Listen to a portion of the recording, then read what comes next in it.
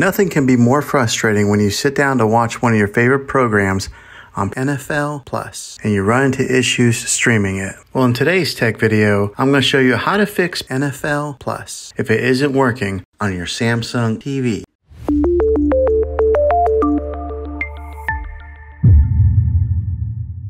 Let's see if we can fix your problems and get your NFL Plus back up and running as quickly as possible. The first one, it's the easiest one to try, and that is to unplug your TV from the wall outlet and wait 60 seconds. Now don't be impatient here, wait the whole 60 seconds, then plug it back in. This is very different from turning your TV on and off with your remote control. This is what we call a hard reset of your TV, so make sure you do this method. If that doesn't work, then find your router that is giving you Wi-Fi and unplug the power to that for 60 seconds. Then plug it back in. If it fixes it, great. If not, let's go ahead and move on to the next method. Try deleting NFL Plus on your TV. Go to wherever the apps are located on your system and remove the app altogether. Then reinstall NFL Plus again. After you reinstall it, you might have to log back in with all of your credentials, but hopefully this will work. And if that doesn't work, then I recommend buying an affordable Roku stick, Fire Stick, or Apple TV 4K and plug that into your TV and use that as your main streaming player. And you'll be able to access NFL Plus that way. I'll put links in the description down below of where you can get one. Well, hopefully this video was helpful for you.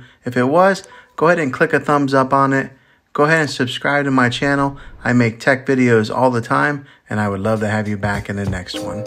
Take care.